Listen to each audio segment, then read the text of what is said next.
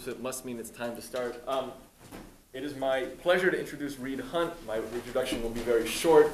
Those of you who do not know, he was the chair of the FCC from 1993 to 1997, was involved in a huge number, well, everything that we do in telecommunications he was dealing with then. Since that time, he's now gone on to serving on the board of directors of more corporations than I could possibly name, and being a commentator on a whole series of telecom issues, again, hitting on just about everything that's important in telecom. So I'm hard-pressed to think of any issue, in fact, in telecom that he hasn't both decided upon as an FCC commissioner and then spoken upon afterwards. A small sampling is he's pushed for something called big broadband. He's talked at some length about the FCC's mistakes after he left in dealing with local telephone competition, the fiasco that is the digital television transition, and the question of whether or not any spectrum should be allocated to broadcasters. And he's even contributed, as I was just discussing with him, to a wiki updating Larry Lessig's book Code, in which he defends East Coast code, that is, Washington regulations. And perhaps most tantalizingly, according to the New York Times, he has his own blog, but he won't tell anybody where it is, so we don't know how to find it. But with that, I give you Reed Hundt. Thanks a lot. Thanks a lot.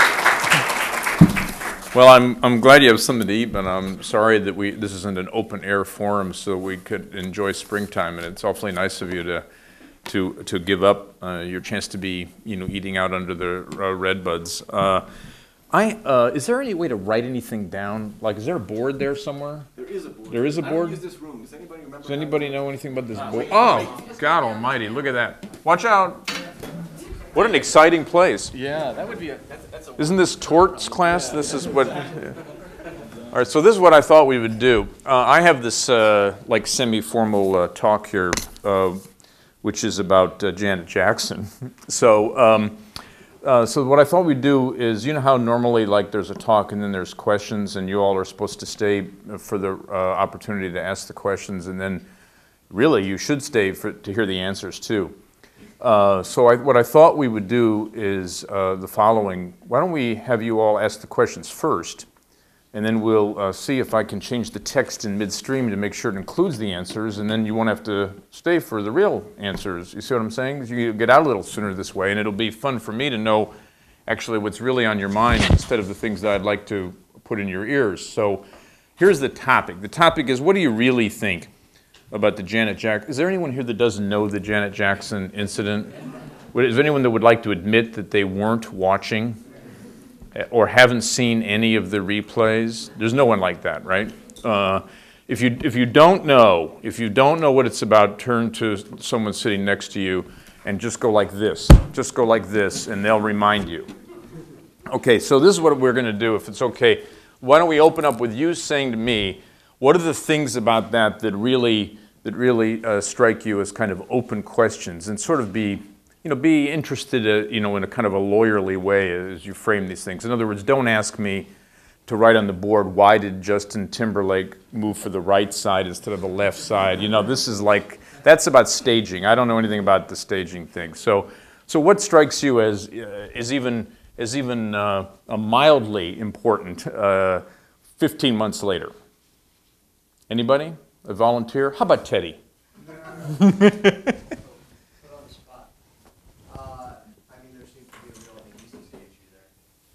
Meaning what? You can show a nipple to a family audience.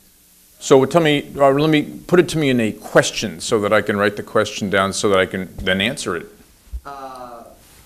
Why are you not allowed to show all body parts on national television? Okay. Why can't, now who's the you in that question? It's not me. Why can't broadcast networks? Why can't a broadcast network? Do you mean network or do you mean station? Station. That's really good. Why can't a broadcast station, who knows the difference between a network and a station? Do you with the pizza and the red shirt? I I think the network simply produces the programs and sends the programs out in contracts with local stations, so they're the ones that actually broadcast the material. Yes, and in a technical sense, the station is a stick and it radiates electromagnetic frequencies that carry the waves to an antenna, whereas the network isn't those things. Right? The network is the thing that has all of the content and it sends it to the stick to be radiated out by some other means, very often fiber optic communication, sometimes satellite. Except for this one little thing about the relationship between stations and networks, which is an ownership issue. Who knows that? What's the relationship between networks and stations when we talk about ownership? Anybody? Who owns stations? Anybody? Well, isn't there a difference? Some stations are actually owned by, let's say, NBC or ABC? Exactly right. Some are called O&Os, owned and operated by networks. So some stations are network owned, and other stations are not. And one of the things that the government has done over the last 20 years is to make sure that the networks actually own the stations in the NFL cities. What's an NFL city? Mr. Pink Shirt? What's an NFL city? Anybody? I assume it's a city that has an NFL. An NFL would stand for? National football. That has a professional football team. If you don't know this, you'll have to turn to President Broadhead because he knows all about football. I do. You know, I'm so glad that I have a quote from a recent speech he gave embedded in the latter part of this speech, so we'll have to make sure I get to it and also remember it. So why can't a broadcast station, which can be owned by a network, but we're not talking about the networks, we're talking about the stations. Why can't a broadcast station, how did you phrase this? Show what? Show all body parts. Show all body parts. And when you say can't, you don't mean in a technical sense that the radio waves won't carry it. You mean in some other sense. Why are they not allowed, or why do they choose not to show it? Ah, now this is getting to be a better question. Why, not why can't, but why do broadcast stations choose not to show? Because there's no demand? Nobody here would like to see? There's certainly some body parts that people here would not like to see, right? There must be some body parts. We don't really know, and we don't want to go too far in that direction. But you mean why is there some exercise of discretion on the part of the stations? Any other questions you want answered? Piggybacking on that, what about distinctions between sort of the NYPD Blue late night station versus I have to tell you a story about NYPD Blue, which I will tell you. And then what was the question? Why is the distinction? just the distinctions or gradations between. Well, how do I write that down as a question? Okay. Say, how about, what are the distinctions between primetime station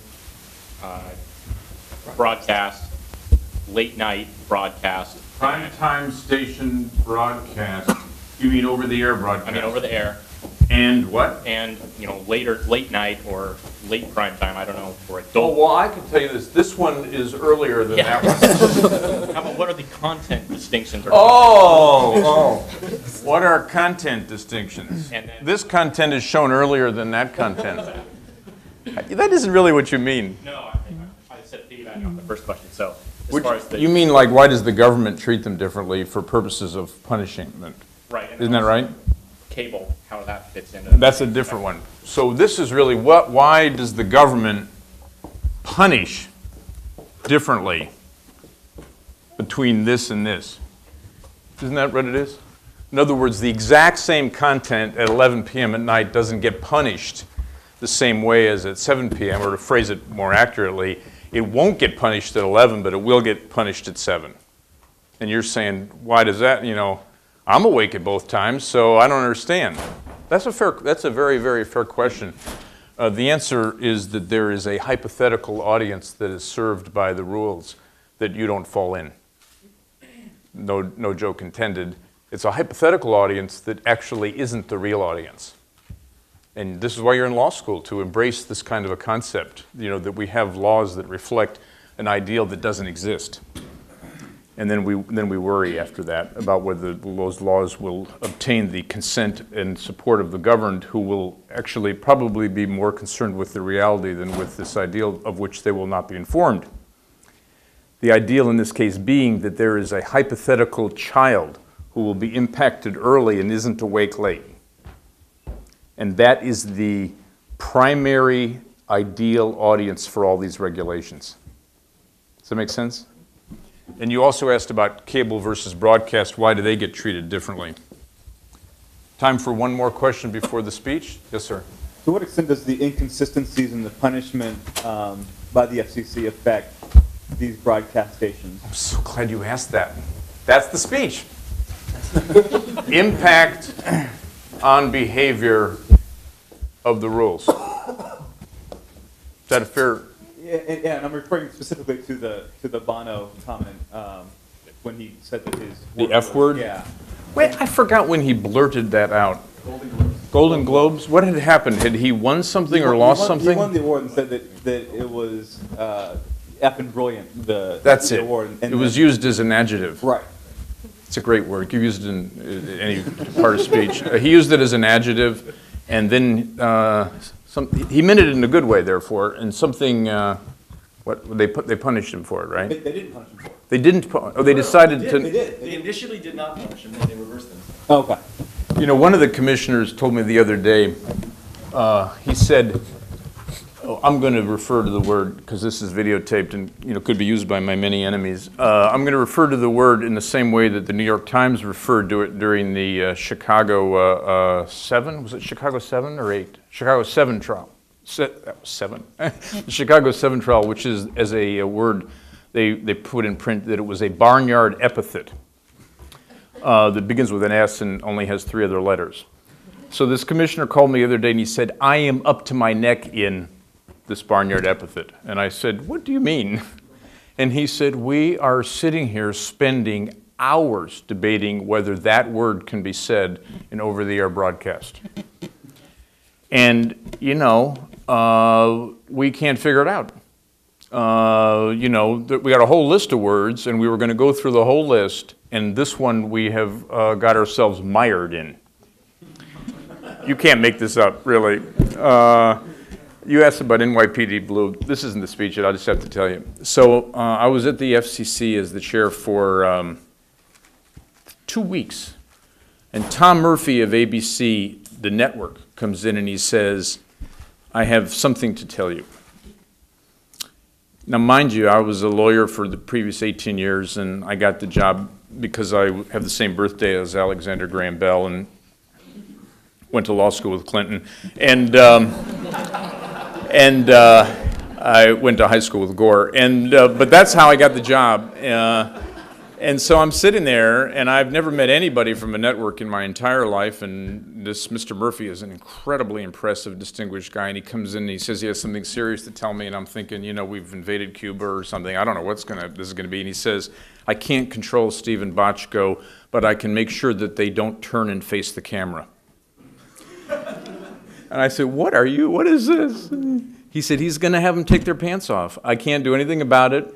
They're going to take their pants off, but I can keep them from facing the camera.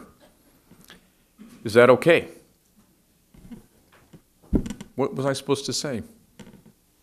I mean, I went to law school. I knew that I was supposed to be careful. What was I supposed to say? What concern should I have had? I need a student to help me here, a First Amendment scholar. Anybody? What if I said, yes, it's okay? What if I said, no, it isn't okay? What would you say? Prior restraint. Prior restraint. Meaning? Meaning, are you stopping someone from expressing themselves Right. what they're actually doing to do it? This is ridiculous. You go to law school, you think you'll never ever have any, presence in your life. It'll be one of these ideals. And here he is, and I'm going like prior restraint. And everybody else is going, what is that show? And so I just sat there like a complete doofus and just smiled at him. And I kept thinking over and over, I don't know whether I can say that it's okay or not okay. I think I just need to say goodbye. I just said goodbye. He left. I still don't know whether that was the correct answer, but they didn't turn and face the camera.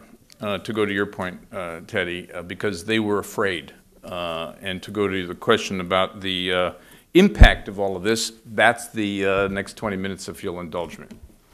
So this is the talk. I want to talk about Janet Jackson and the relationship between the wardrobe malfunction and the revival of American democracy. During the Super Bowl halftime, Justin Timberlake proved that under some circumstances, the reach should fall below the grasp. His hand exposed to the wondering gaze of millions, something more metallic than titillating. But the major fact of the event was not visual but verbal. FCC Chairman Michael Powell announced that he was shocked to the point of using government to punish speech, or what you lawyers know as speech, and what Joyce called the ineluctable modality of the visible. There are lots of shocks. I have a list here of some: electrical, emotional, intellectual, ideological, but this was a causal shock. In all categories, a basic distinction among shocks is the difference between silly and serious, and you'd like to think that Michael Powell's shock was just as silly as the show that shocked him, but sad to say, a backwards journey of 1,000,000 miles begins with a single slip.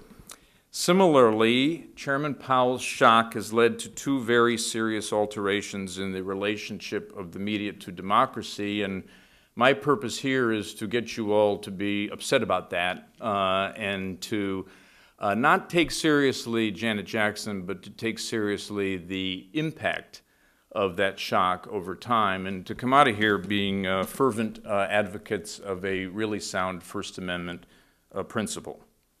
This is the first alteration. It is that the FCC has become the biggest threat to the First Amendment that the electronic media has faced since the McCarthy era. And the second alteration is that the federal government now, wittingly or not, has obtained and does exercise tools for rewarding cooperation and punishing lack of cooperation between private means of publishing information and the political purposes of government. I mean this: I mean the federal government in many ways, in way too many ways, is bent on limiting the independent role of the media in our democratic system. It wants to turn broadcasters and cable companies into allies of government's effort to win public support for many different political purposes, ranging from the war in Iraq to the campaign against the defined benefit plans of Social Security. And the electronic media, to that end, are urged to support political causes, even if it means that they don't tell the truth or that they don't investigate to discover the truth. And you may say, all this from a glimpse of forbidden flesh. Well, if it were only a matter of the $500,000 fine against CBS for the show, which is still in litigation, if I remember right, you'd probably not be inclined to agree with me, but that was just the beginning. I hesitate to say the tip of an iceberg, but the beginning of a pattern of bad government acts that have curtailed freedom of speech and certainly the freedom of the media to investigate. The line between silly and serious was crossed by Chairman Powell not because he disapproved of the show, but because, first of all, he flip-flopped on his own express commitment to First Amendment values.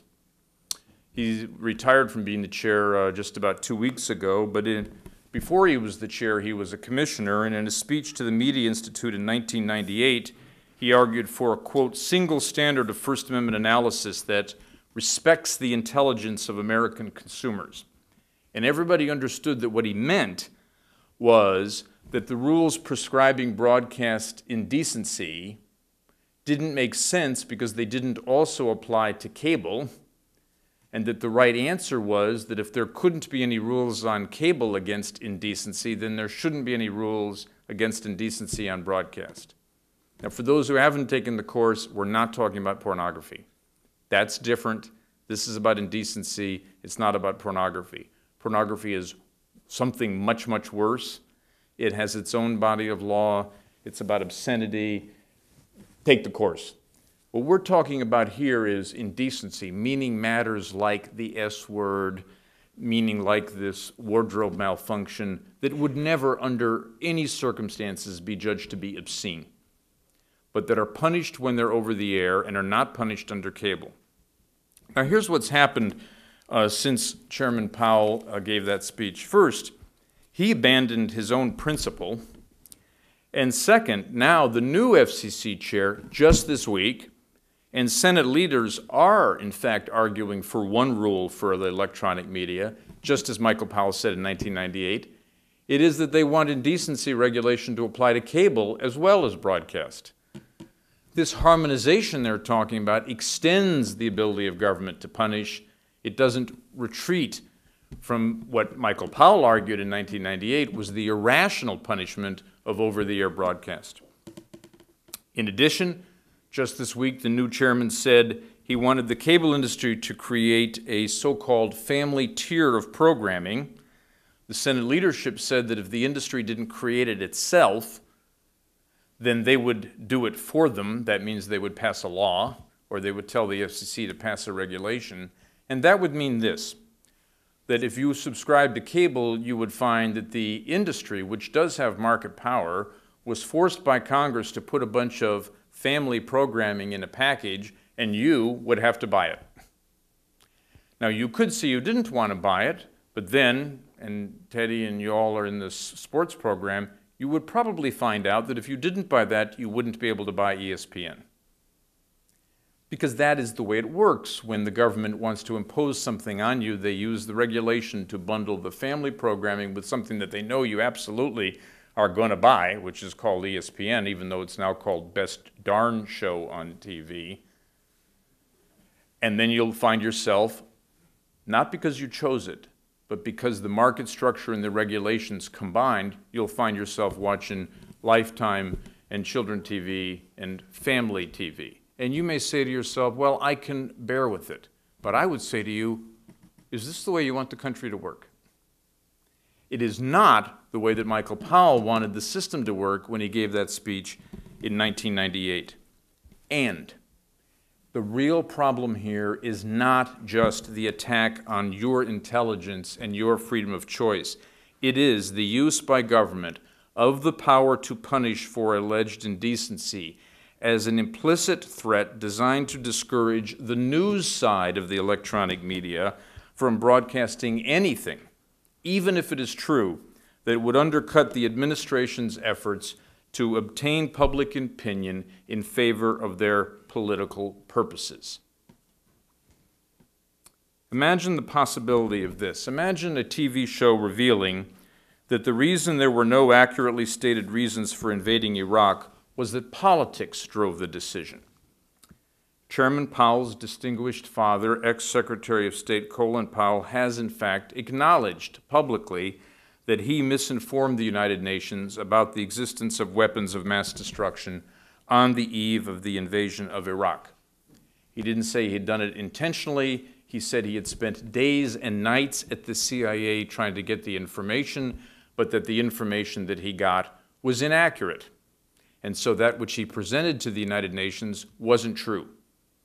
And less than 2 weeks ago, the Silberman-Robb report made it clear that Secretary Powell was in fact provided incorrect information, and they laid the blame at the intelligence gathering agencies and made it very clear, they didn't use this term, but they made it very clear that the conduct there was not just negligent, but way beyond that. We might call it grossly negligent. They left open the possibility that at least some of the informants who provided the information intentionally misled Secretary Powell. The report also said it was, quote, hard to deny, unquote, that political pressure helped produce this incorrect information. So I'm asking you, with this now being the record, to imagine that in real time, in advance of the invasion, a television network wanted to report, based on something it might have discovered, that Secretary of State's claim to the UN was bogus, or that Vice President Cheney was wrong in linking the terrorism out of Afghanistan to the war in Iraq, or that President Bush was misinforming the country. Imagine that, and imagine also that the FCC had the power to punish that network, not for that report, but for any content that the FCC considered indecent. And imagine that the FCC wouldn't define the indecent content in advance, but could under the law, issue sanctions large enough to bankrupt a station, certainly a modest-sized network, and absolutely an individual producer who had in fact sponsored the investigation to discover this information, because that is the law. Let's stipulate as lawyers, former lawyers and future lawyers, that if fines are big enough and the station's pockets and individual producers are shallow enough, and the fear of being fired by the individual TV journalist is big enough, then fines can deter a station from broadcasting something. You might think that the FCC would give stations advance notice of whether a show would be fined, but that doesn't happen. They can't figure out what to do about the S word. I didn't know what to do when he came in to talk to me about NYPD Blue. And the FCC actually will not give you information if you ask them in advance whether you can show something. You could give them the tape. You could ask them to review it. They would tell you that they won't review it. They won't have any way of telling you whether it's lawful to show it, but if you show it, they might fine you enough to bankrupt you. That's the law and the practice today. The FCC says that's not prior restraint. This turns prior restraint upside down. Everybody is restrained from anything and everything that might make government unhappy. Nobody can find anything but a blanket warning that they need to be careful. You don't have to agree with me on this. You can look up the FCC rules, but I would submit to you that if you look them up, all you need to know about their uselessness is revealed by the fact that it took the FCC 6 months to decide that the movie Saving Private Ryan was not indecent. Saving Private Ryan, somebody here must remember, maybe many of you remember, is a movie about heroism, the American ideals, and the way we fought to establish freedom for the whole world. And it took them 6 months to figure out whether it was indecent or not. Now, if you're a TV journalist or a lawyer to a TV journalist and you have some footage from Iraq that contains the actual language of real soldiers putting their lives at risk to fight for freedom, and you know that your broadcast is the real reality TV and is the true-life version of Spielberg's movie, which, by the way, was also based on a real story, will you dare put that show on the air if you aren't sure whether the FCC will fine you? What if inside that show, in the content, is not just salty language of soldiers, but a critique of the war in Iraq? So you have a critique, a political critique, and you have the salty language of the soldiers, and you can get fined by an FCC that is politically appointed for the language. Are you going to think about whether the political context or content is going to be taken into account by the FCC? I would ask you to just think about this. It ought to be enough for you to realize that that's a concern, to then reach the following conclusion: that should never be a concern. It should never be the case that a TV broadcaster or a TV journalist or a producer or an investigator would think, you know, if I present the reality here and it has something that is arguably indecent and I never know the rules, I'm much more likely to get fined if the administration doesn't like the political content.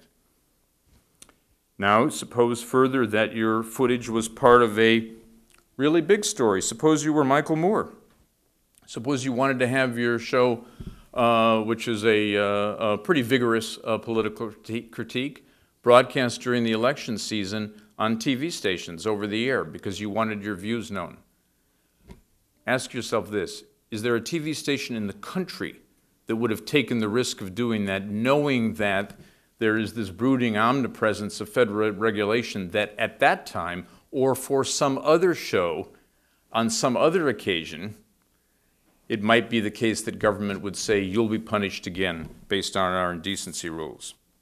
Suppose this was also added to the factual mixture. Suppose that you were in this business and you noticed that Fox, a network that seems to be astonishingly often aligned with the administration politically, wasn't fined much.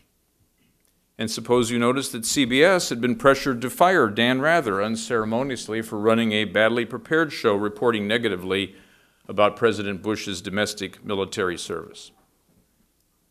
I'm not making these facts up. You can look these things up. This is the overall factual context in which real-time decisions are made by electronic media in America today. You might say to me this, you might say, you know, the FCC really wouldn't ever punish anyone for expressing a political view. That's just asking me to believe too much in the corruption of individuals when they're in government, and I would just say back to you three things. First, in the 1950s, FCC Chairman Derfer, who was given the job by President Eisenhower because he was an ally of Joe McCarthy, started investigations against TV stations that showed reports by Edward R. Murrow that were critical of Joe McCarthy.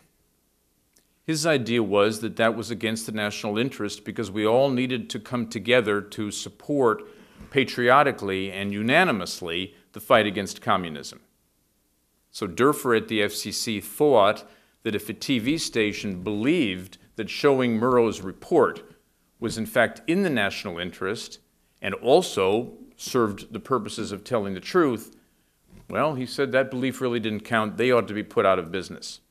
You can look it up. Now, Derfer didn't stay all that long in the job because in addition to conducting investigations against stations for carrying Murrow's broadcast, he also doubled and triple billed for trips and pocketed the extra money which was given to him by broadcasters, and when he was challenged on it, he said that those were just the, quote, usual gratuities, unquote, of being an FCC chair or being in government.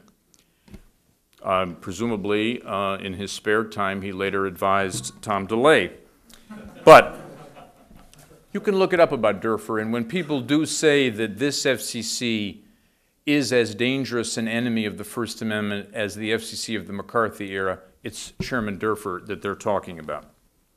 I told you I was going to give you 3 reasons to worry a little bit about the impact of the FCC on politics, and reason number 2 is this.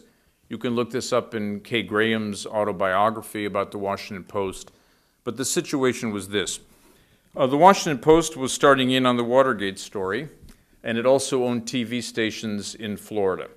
Those stations under the law have to be renewed, and according to transcripts, President Nixon conducted a discussion in his office with, if I recall right, both Haldeman and Ehrlichman, but I don't remember if I'm right that they were both present. In any event, according to the transcript, Nixon talked about how it would be helpful if someone challenged the licenses because, he said, they really need, I think the phrase was, damnable problems over at the Post.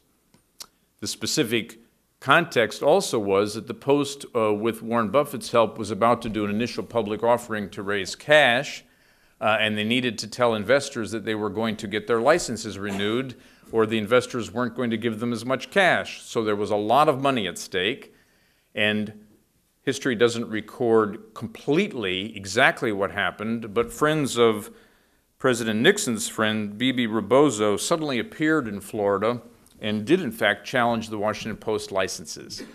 And the FCC never really decided to take the licenses away from the Post, but let the challenges go on unresolved for more than a year. So Kay Graham had, and she tells this all in her book, had to decide, was she going to be intimidated by these challenges against her TV stations, which had nothing to do with the Watergate content? Was she in fact going to pull the Watergate content out of her newspaper because of these challenges? Small teaching point. A punishment for something unrelated to what she believed was the real violation, which was a political one. The same assertion I'm making to you today is what we ought to be worried about in our country because of this indecency story. Ultimately, she stood up to this pressure, carried the Watergate story. The rest is history, and ultimately, only after President Nixon resigned did the FCC decide that the station's licenses could be renewed. Third, and much more recently, the government has other ways to send messages to people about content. For example, Education Secretary Spellings took office about a month ago, and she was shocked. There's that same word again. She was shocked to discover that a cartoon figure on a public broadcasting show visited a gay couple in Vermont. in a cartoon show. Was it a bunny, I believe? This bunny had already hopped to a Muslim family in one state and some Catholics in another state and some heterosexuals in various other places. But when this bunny hopped on the show to Vermont to a pair of cartoon characters who appeared to have been involved in a cartoon civil union, that was enough for Secretary Spellings to announce that she was shocked and to threaten the withdrawal of congressional funds from the Education Department budget to the public broadcasting station. And public broadcasting told its stations, it's the network, it distributes content to the stations, it said, you know, you don't actually have to put this show on the air after all, and many did not. A complacent nation did not rise up and protest for the rights of cartoon characters to visit anyone they want in a cartoon show.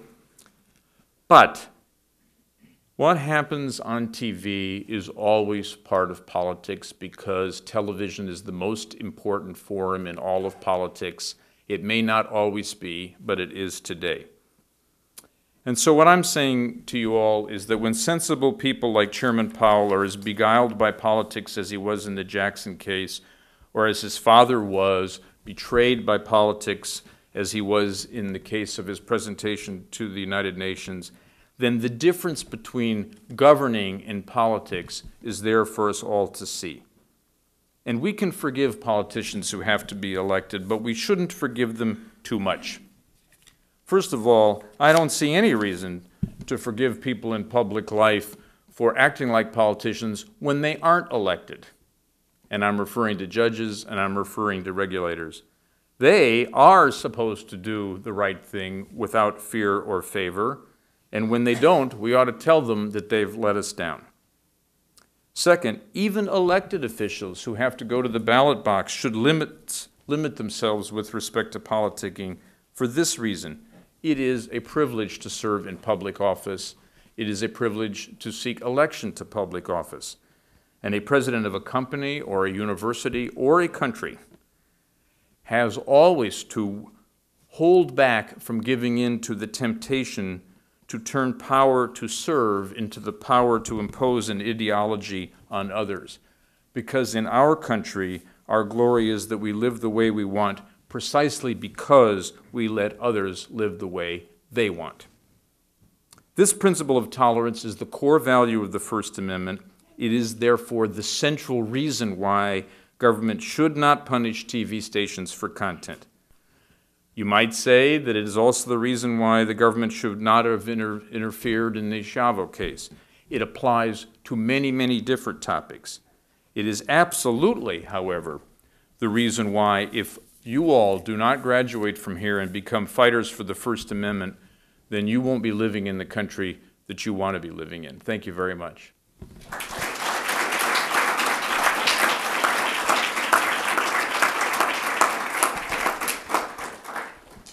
So, I don't know if I answered all the questions, but do we have time for more? We have time for some more questions?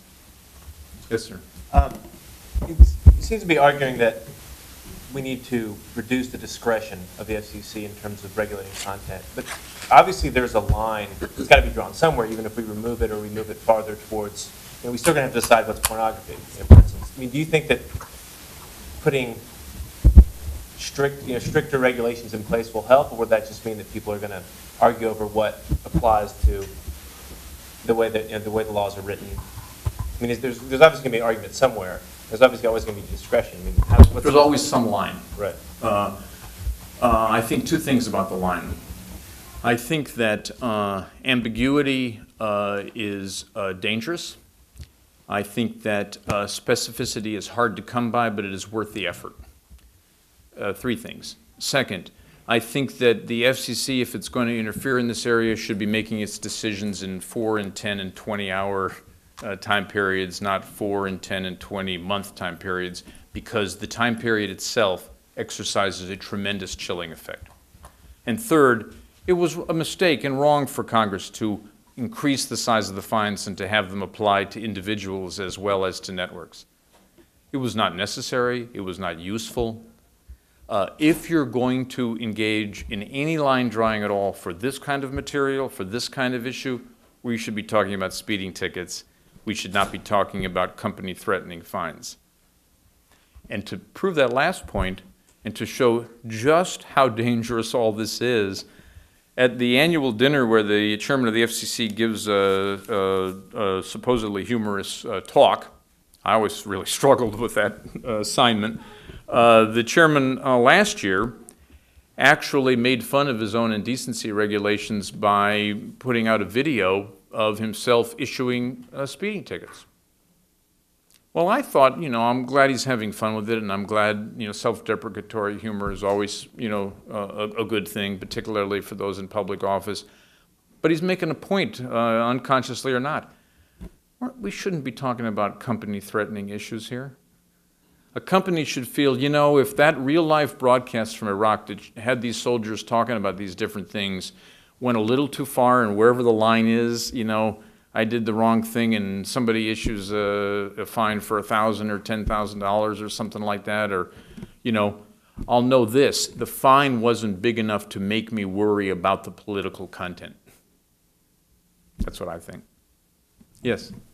If there are no company-threatening fines, what is to prevent a network from airing something that goes beyond exposing a breast, but is showing real-life murder, suicide, things that are really too Well, they did show Dr. Kevorkian on 60 Minutes. They showed Dr. Kevorkian administering a lethal injection. And I had left the FCC, but I thought, what the heck, see if they still pay attention. And I wrote a letter to 60 Minutes and said that I thought that was pretty tasteless and went too far. And it was pretty close to a snuff film, and that they ought to think about that. And I got back a Xerox of my letter, and Mike Wallace had written on it, "Who is this idiot?" And they mailed that back to me.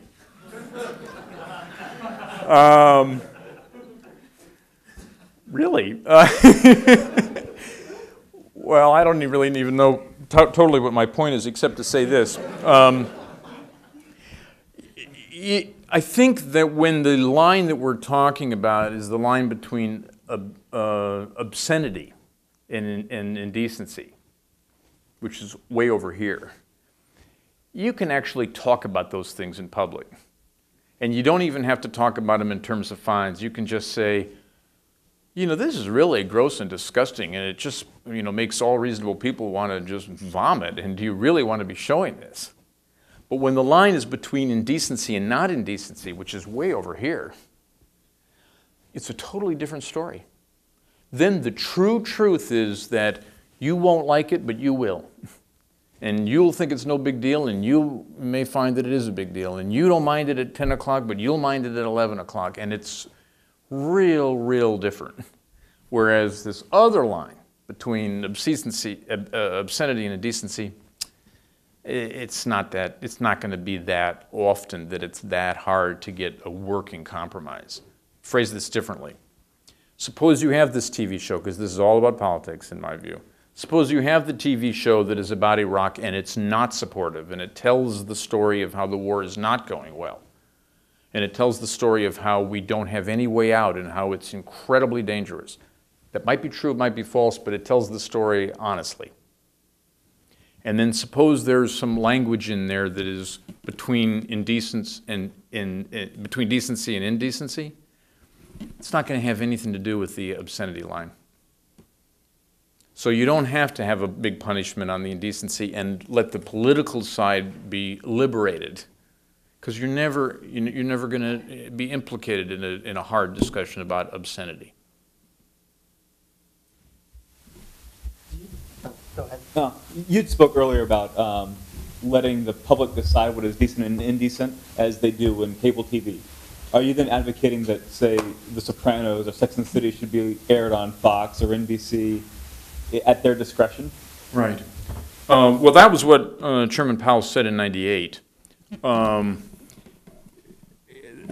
A whole nother, in my view, extremely interesting topic is the way he broke down the reasoning in his '98 speech. I don't know whether you teach this. I think his reasoning is all wrong. But I think this about it, that Over the next several years, given the proliferation of the internet, the indecency rules, for reasons that are not the same as he said in '98, don't really work. They become ridiculous. So it's all the more important to get rid of them if you agree with me that they have a political purpose in their application today. Does that answer your question? Yeah. I mean, I'm saying to you, to say it differently, maybe a little more explicitly, I don't think the indecency rules will have the support of the governed for many more years. I don't really think, to tell you the truth, that they have the support of most Americans today. The FCC talks a lot, the current chairman and the past chairman, about the millions of complaints they get. Based on what I've read, really and truly, not exaggerating for the purpose of effect, 99% of all those complaints come from one political action group. I don't really believe that the American people think the government ought to be in the business of drawing the line between decency and indecency today. I think if you talk to them about obscenity and indecency, this distinction over here, then that would be, you'd get a different answer. So I certainly believe these indecency rules don't last much longer. I'm sorry, I'm passing you over, but I'm going to come back. So why have fines at all for indecency? Did you say why have fines at all? Even just a slap on the wrist fine, if the line was supposed to be drawn between indecency, which is allowed, Right. and obscenity, which is Right. Well, I mean, if you agree with me about the future sensibility, then you would say get rid of them entirely. If you agree with me that this is a sort of a cultural change in process, you would say at least have them be very, very small. If you agree with me that big fines carry the risk of chilling political speech, you would absolutely want to have small fines no matter what. So I'm talking about the art of politics. And the very specific thing is that people in Congress, in my view, should have stood up and said, we're not voting for the tenfold increase in the fines, because they created a regime that chills political speech. I'm saying to you.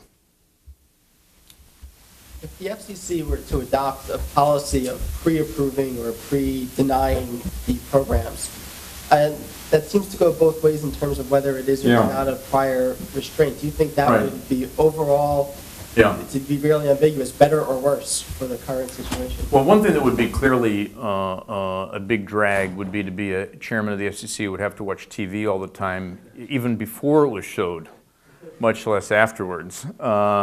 It would not only be a big drag, but it would really be a stupid and ridiculous waste of time. So I think that your question is a very good one about practice, and if you can't simply eradicate the rule, what do you have to do to be clear about it?